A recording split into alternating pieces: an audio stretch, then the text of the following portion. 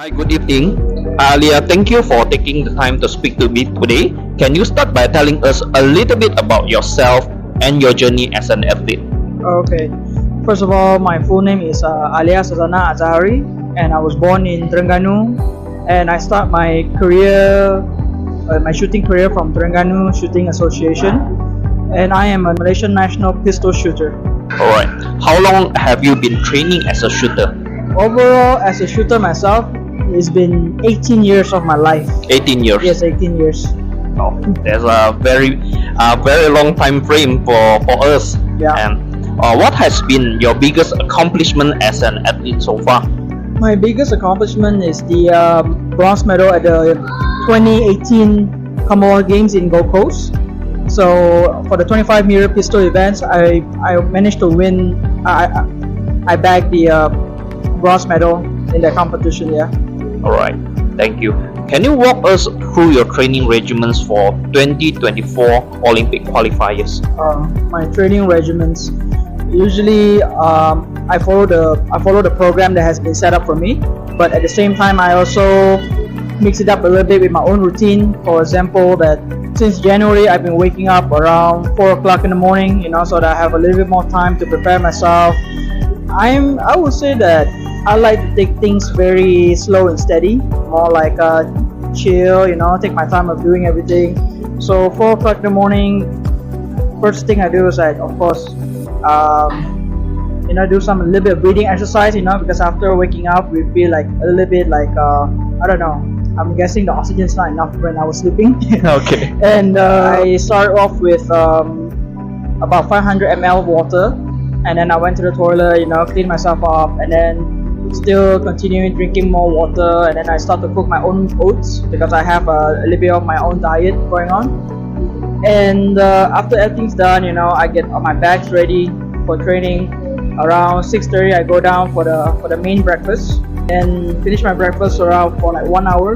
7:30, I'm already at the range, set up everything, turn on the light.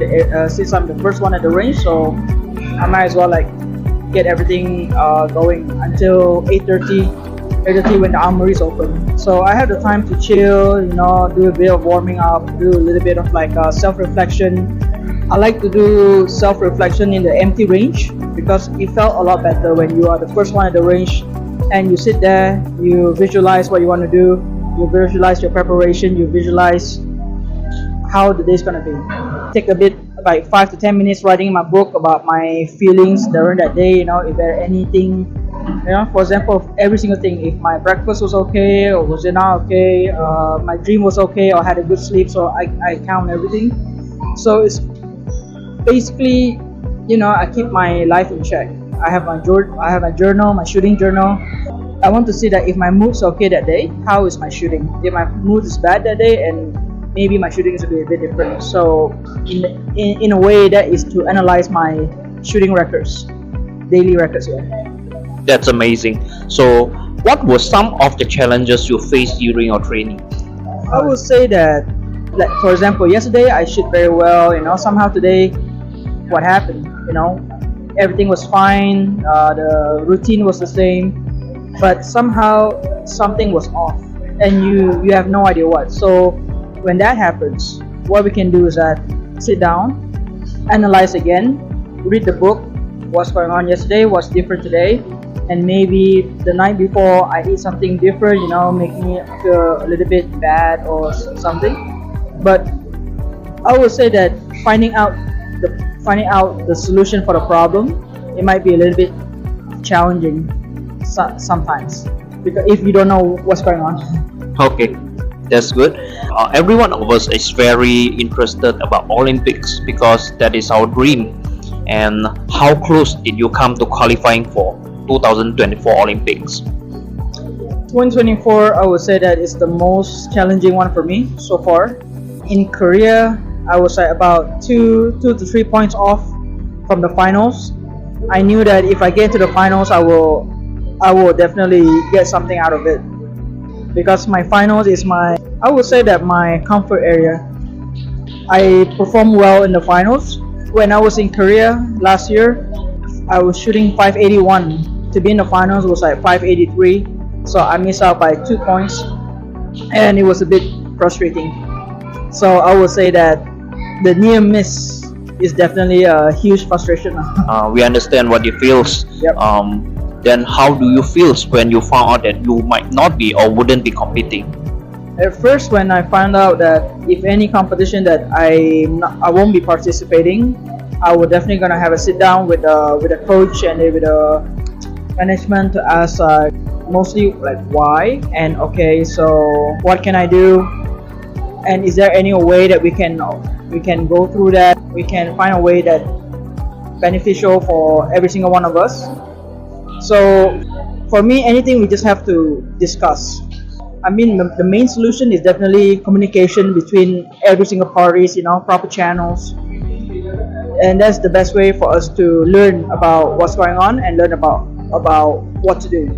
So let's come to the question that what are your thoughts on the ongoing competitions at 2024 Olympics so far? I mean, like, it's tough. It got a lot tougher over the years.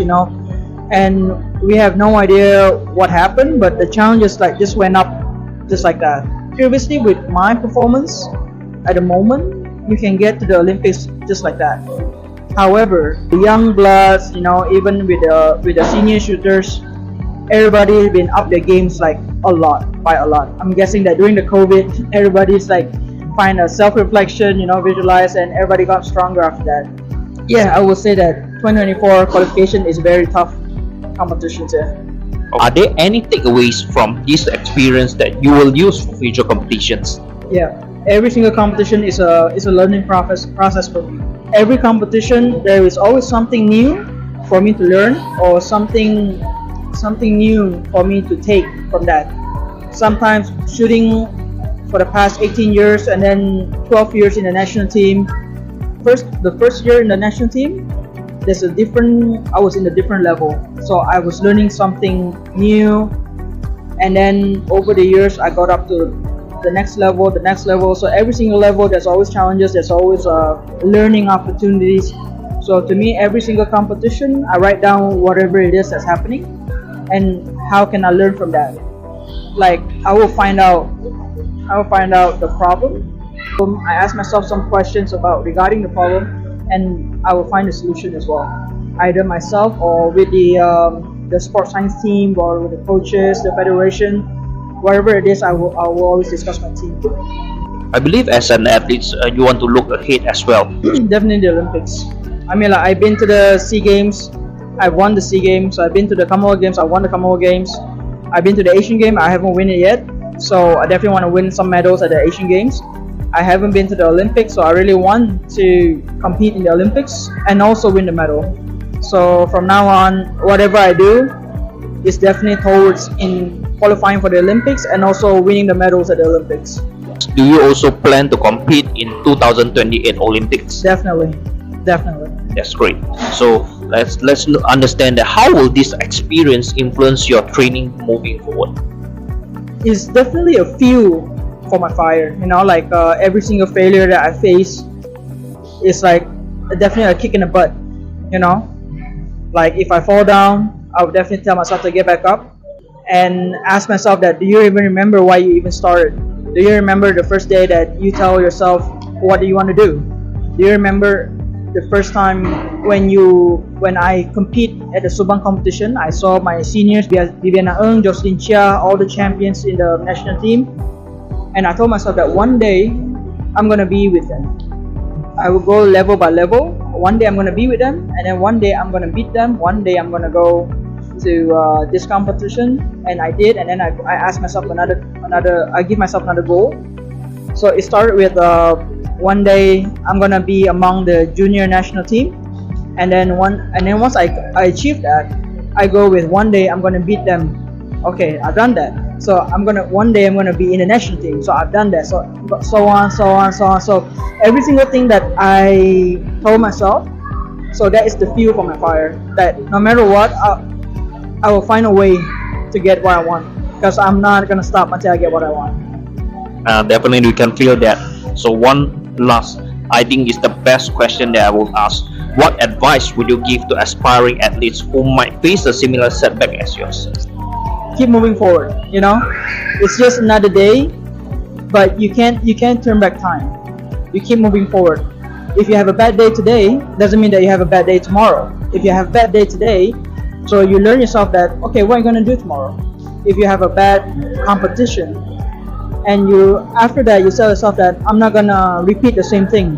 I'm gonna go for it until I win the medals that I want. I want to be in the category that I want.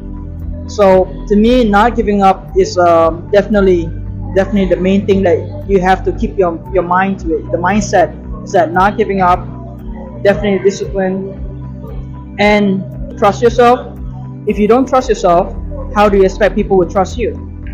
That's the only issue. If you believe that you're gonna win something, then you're definitely gonna get it. If you don't believe that you're not gonna win it, so you're definitely gonna get it. So I will tell the kids that calm down, don't burst just yet. Take it slow and one step at a time. That is very great advice. Thank you again for your time. We wish you the best of luck in your future endeavors. Thank you. No worries. Thank you for having me.